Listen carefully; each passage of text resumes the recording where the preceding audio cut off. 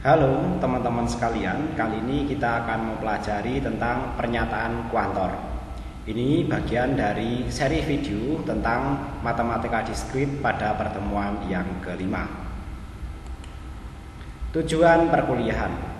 Diharapkan setelah mengikuti perkuliahan ini, teman-teman mahasiswa akan mampu memahami dan menjelaskan tentang pernyataan kuantor. Kemudian yang kedua, teman-teman mahasiswa diharapkan dapat mengerjakan soal-soal yang terkait dengan pernyataan kuantor. Oke, kita mulai mempelajari tentang apa itu kuantor.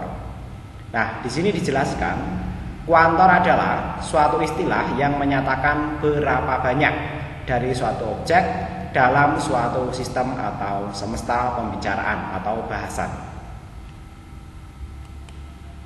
Yang pertama nanti ada kuantor universal. Nah, ini menyatakan untuk semua konteks ya, dan nanti disimbolkan dengan A terbalik seperti ini ya.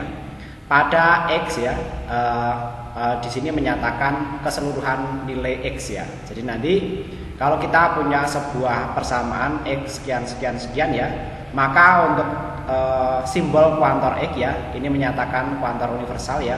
Untuk nilai semua X ya, maka nanti berlaku pada persamaan tersebut. Nah, ini nanti untuk menyatakan tentang segalanya, nanti mewakili kata semua, setiap, seluruh, dan lain sebagainya yang relevan ya. Kemudian yang kedua ada kuantor eksistensial. Nanti kata yang merepresentasikan adalah kata ada ya, dan disimbolkan dengan E terbalik seperti ini. Pada X ya, kemudian kuantor X seperti ini. Nah, ini nanti menyatakan tentang beberapa atau ada sebagian nilai X yang nanti memenuhi persyaratan suatu persamaan yang melibatkan variabel X tersebut. Nah, nanti diwakili dengan kata ada, sedikit, banyak, setengah, dan sebagainya.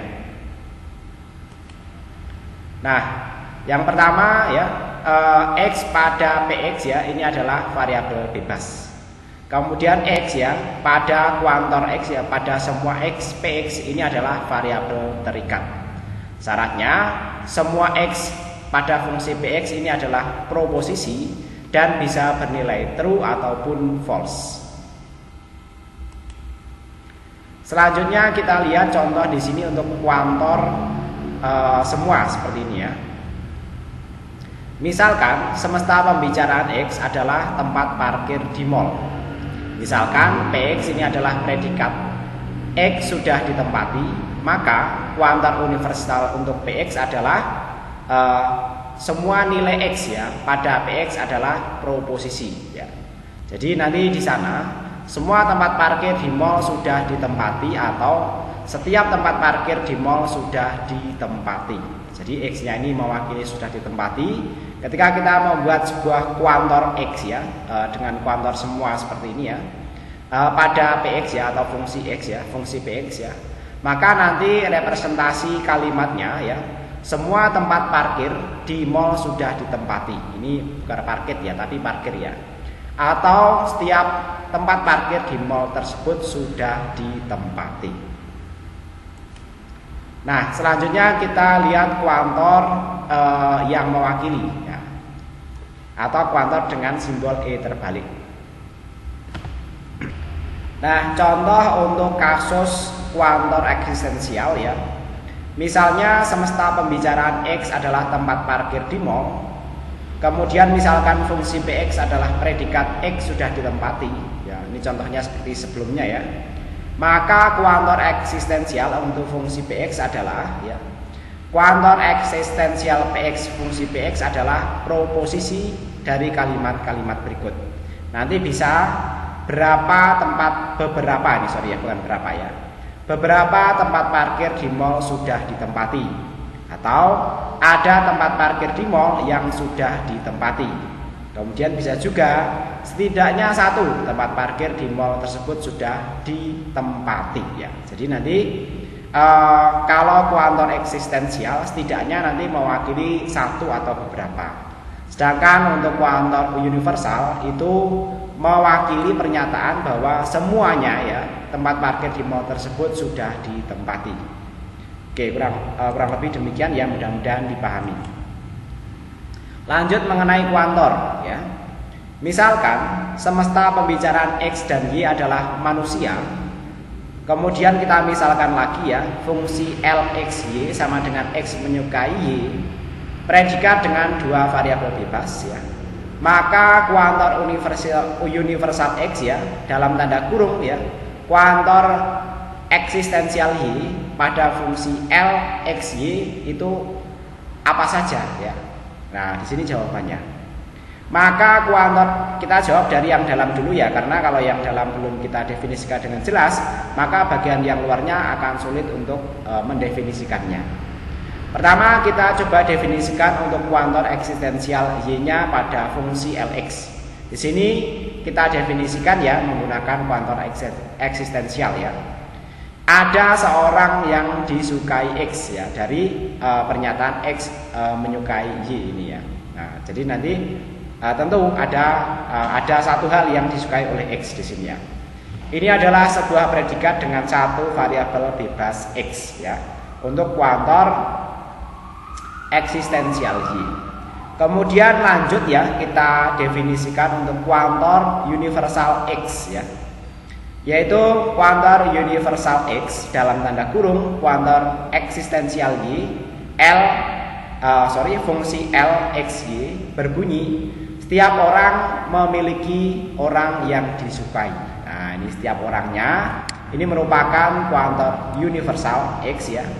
Sedangkan memiliki orang yang disukai itu nanti adalah kuantor eksistensial Y. Ini adalah proposisi dengan 0 variabel bebas. Lanjut masih tentang kuantor ya, kita perdalam lagi ya, kita lihat contoh kasus di sini. Kuantor universal X, kuantor eksistensial X pada fungsi Px ya. Di mana X-nya bukan variabel bebas pada kuantor eksistensial X fungsi Px, maka ikatan kuantor universal X tidak berlaku ya. Ini bertentangan, satunya menjelaskan universal, satunya menjelaskan eksistensial. Nah, kemudian persamaan berikutnya, kuantor universal fungsi Px ya dan fungsi Qx. Nah, di sini variabel X ya, fungsi Qx ya, berada di luar lingkup kuantor universal kuantor X ya. Berarti X-nya di sini adalah variabel bebas, bukan proposisi. Nah, belum bisa ditentukan benar salahnya ya. Selanjutnya untuk persamaan berikut ya, kuantor universal Px dan kuantor kuantor eksistensial X fungsi Qx ya, ini dibolehkan karena berarti ada dua yang berbeda ya, dua X yang berbeda. Jadi nanti di sini didefinisikan sebagai kuantor universal, sedangkan X yang di sini didefinisikan sebagai kuantor eksistensial. Sementara di sini kan dianggap nanti kedua-duanya di sini adalah kuantor universal. Bedanya nanti kurang lebih seperti itu ya. Selanjutnya kita lihat di sini semesta pembicaraan X dan Y adalah manusia. Jika fungsi Rxy sama dengan X percaya pada Y, maka ekspresi di bawah ini menjadi ya, berarti ya. Yang pertama, kuantor universal X dalam tanda kurung kuantor universal Y fungsi Rxy itu nanti jadi apa? Kemudian yang lainnya jadi apa ya? Yang ini jadi apa? Silahkan coba teman-teman tebak dulu ya, dan nanti akan kita bahas. Yang keempat ini jadi apa? Sedangkan yang kelima ya, kuantor universal X dalam tanda kurung kuantor universal Y Rxy itu nanti pernyataannya apa? Dari pernyataan awal X percaya pada Y. Saya kasih kesempatan sekitar 10 detik. Coba silahkan dijawab dulu dan nanti akan kita bahas bersama-sama.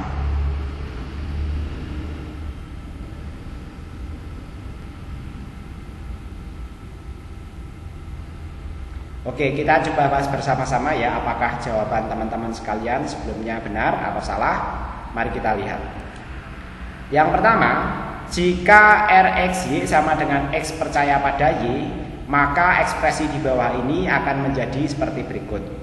Kuantor universal X dalam tanda kurung, kuantor eksistensial Y, fungsi RXY adalah ya, yang pertama kita definisikan dari kuantor eksistensial Y-nya ini ya. Dari X percaya pada Y menjadi ada seseorang yang percaya pada X ya. Saya koreksi, ada seseorang yang dipercayai oleh X. Jadi awalnya percaya pada Y ya, tapi di sini karena kuantor eksistensial ya, maka definisinya di sini ya adalah ada seseorang yang dipercaya X. Entah itu siapa dan berapa belum dijelaskan di sini ya, belum berstatus sebagai proposisi. Kemudian kuantor universal X ya, kita gabungkan ya, dalam tanda kurung kuantor eksistensial Y, fungsi RXY ya, menjadi seperti ini. Semua orang memiliki beberapa orang yang dipercayai. Semua orang ya, tidak hanya X saja ya. Jadi X-nya ini X-nya ini direpresentasikan sebagai semua orang, bukan ada beberapa orang ya. Oke, mudah-mudahan dipahami ya. Soal berikutnya, jika fungsi RXY sama dengan X percaya pada Y, maka ekspresi di bawah ini akan memiliki arti seperti berikut. Yang pertama, kuantor eksistensial Y dalam tanda kurung, kuantor universal X pada fungsi RXY akan berarti seperti ini. Nah, kali ini kita akan dekomposisi ya, memahami dulu untuk kuantor X pada fungsi RXY ya. Kuantor universal X pada fungsi RXY ini akan menjadi seperti ini. Semua orang percaya pada Y. Nah, ini universal menjadi seperti ini ya. Kemudian karena di sini berikutnya adalah eksistensial, maka nanti arti dari persamaan ini akan menjadi seperti ini. Ada seseorang yang dipercayai oleh semua orang termasuk dirinya sendiri ya. Ada seseorang yang dipercayai oleh semua orang termasuk dirinya sendiri ya. Karena di sini kuantor eksistensial, ada atau ada sebagian dan lain sebagainya ya. Kita lanjut ya ke soal yang nomor 3. Jika fungsi RXY ya, ini adalah X percaya pada Y, maka ekspresi di bawah ini akan memiliki arti sebagai berikut. Di sini ada kuantor X dalam tanda kurung ya. Maksudnya adalah kuantor eksistensial X dalam tanda kurung, kuantor universal Y pada fungsi RXY akan menjadi seperti ini. Yang pertama ya, karena tadi kita sudah pernah membahas mengenai kuantor universal Y. Kuantor universal Y belum ya? Belum ada. Oke. Nah, ini langsung ya. Yang pertama di sini untuk kuantor universal Y RXY, ada manusia yang percaya pada semua manusia ya. Kemudian karena di sini ditambahkan eksistensial ya, maka akan menjadi seperti ini pernyataannya. Ada seseorang yang mempercayai semua orang ya. Jadi ada sebagian orang yang percaya pada semua orang. Nah, ini semestinya seperti ini ya. Untuk kuantor Y ya, X percaya pada Y ya, berarti nanti ini kan sebagian ya. Ada manusia yang percaya pada semua orang ya. Jadi ada karena di sini Y ya, pada semua orang ya. Di sini pada Y ya, semua orang ya. Nah, kemudian nanti X-nya ini sebenarnya belum dijelaskan ya. Jadi nanti ini menggunakan langsung saja sebenarnya di sini ya. Menggunakan kuantor eksistensial. Ada seseorang yang mempercayai semua orang ya. Mudah-mudahan nanti dipahami ini ya. Kita lanjut contoh kasus berikutnya. Jika RXY, X percaya pada Y, maka ekspresi di bawah ini akan menjadi seperti ini ya. Kuantor universal Y dalam tanda kurung, kuantor eksistensial X pada fungsi Rxy akan memiliki arti seperti berikut. Semua orang memiliki seseorang yang mempercayainya. Jadi nanti di sini Y-nya ini adalah semua orang ya, kuantor universal ya. Kemudian memiliki seseorang yang mempercayainya. Y-nya ini percaya pada Y ya. Ya, X-nya ini yang diwakili dengan ini, Jadi nanti kita cek lagi ya. Y-nya ini adalah yang dipercayai ya, dan X ini yang mempercayai. Sehingga nanti semua orang ya memiliki seseorang yang mempercayainya. Ya, nanti kurang lebih seperti itu ya. Kita ulas lagi ya. Y ini adalah entitas yang dipercayai dan X ini adalah entitas yang mempercayai. Dan kita lihat di sini ya, untuk yang eksistensial atau X-nya ya, ini adalah yang mempercayai. Jadi di sini ya, yang mempercayai di sini sifatnya eksistensial. Jadi nanti seseorang yang mempercayainya ya. Ini yang mempercayainya X-nya ya. Memiliki seseorang. Nah, di sini seseorang ya. Nah, atau nanti kalimatnya bisa seperti ini ya. Semua orang memiliki setidaknya satu orang yang mempercayainya. Nanti kurang lebih seperti itu ya, karena di sini eksistensial. Sedangkan Y-nya itu adalah yang dipercayai. Jadi nanti semua orang yang dipercayainya nanti di sini ya. Nah, ketemunya nanti seperti itu. Kita lanjutkan lagi ya. Yang kelima, jika Rxy, X-nya ini adalah percaya pada Y, maka ekspresi di bawah ini akan memiliki arti seperti berikut. Nah, nanti persamaannya seperti ini. Kuantor universal X dalam tanda kurung kuantor universal Y, kemudian fungsi Rxy, di mana Rxy-nya ini adalah X percaya pada Y. Nah, di sini kalau kita perhatikan Xy-nya di sini didefinisikan sebagai kuantor universal. Sehingga nanti kalimat yang terbentuk akan seperti ini. Semua orang mempercayai semua orang, termasuk dirinya sendiri. Nah, kenapa termasuk dirinya sendiri ya?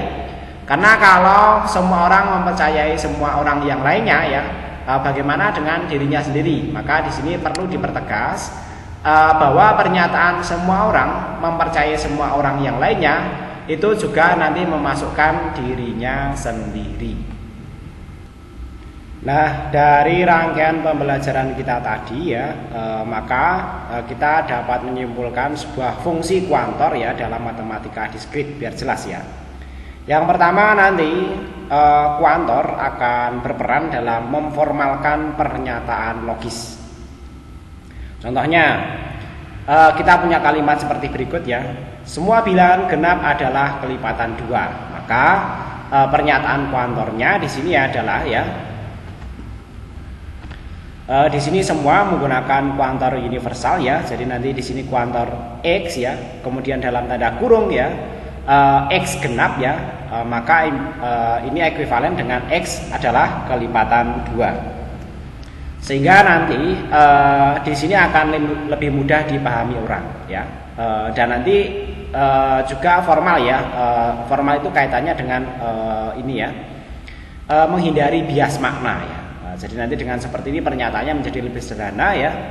Kuantor universal X dalam tanda kurung X genap ekuivalen dengan X kelipatan 2. Seandainya nanti diterjemahkan dalam bahasa lain pun nanti juga akan lebih sederhana dan nanti maksudnya juga akan sesuai dengan yang membuat pernyataan tersebut ya. Karena ini konteksnya adalah matematika diskrit. Kemudian yang kedua, untuk menyatakan ketergantungan pada domain. Nah, nanti misalnya kuantor universal X ya, anggota himpunan N ya dalam tanda kurung X lebih besar daripada 0 ya. Jadi nanti X-nya ya anggota himpunan bilangan N ya, di mana X lebih besar daripada 0. Kemudian berikutnya yang ketiga, untuk mempermudah pembuktian matematika juga, karena konteksnya kita akan matematika, biasanya menggunakan simbol-simbol tertentu. Kalau seperti ini kan kalimat biasa, bukan matematis ya. Dan nanti seandainya nanti diprogramkan dalam komputer tanpa simbolisasi matematika yang jelas, itu nanti juga akan kesulitan. Karena selain multitafsir ya, nanti ini mungkin yang programmernya kalau tidak memahami kalimat, tidak bisa merepresentasikan dalam program, itu juga akan kesulitan. Nah, yang ketiga mempermudah pembuktian matematika. Contohnya ya, kuantor universal n ya, anggota himpunan Z ya, di mana n kuadrat lebih besar sama dengan 0 ya. Jadi nanti di sini akan mudah dibuktikan ya dengan mensubstitusikan nilai-nilai n jika kita ingin membuktikannya. Kemudian yang keempat, untuk menjelaskan hubungan antar himpunan. Nah, contohnya nanti seperti ini. Kuantor universal X dalam tanda kurung ya, X ya anggota himpunan A ya ekuivalen dengan X anggota himpunan bilangan B ya. Ini menunjukkan ya bahwa A ini sama dengan B ya. Nanti nilainya sama ya. Baik, kurang lebih demikian materi kita kali ini ya. Mudah-mudahan dipahami dan bermanfaat.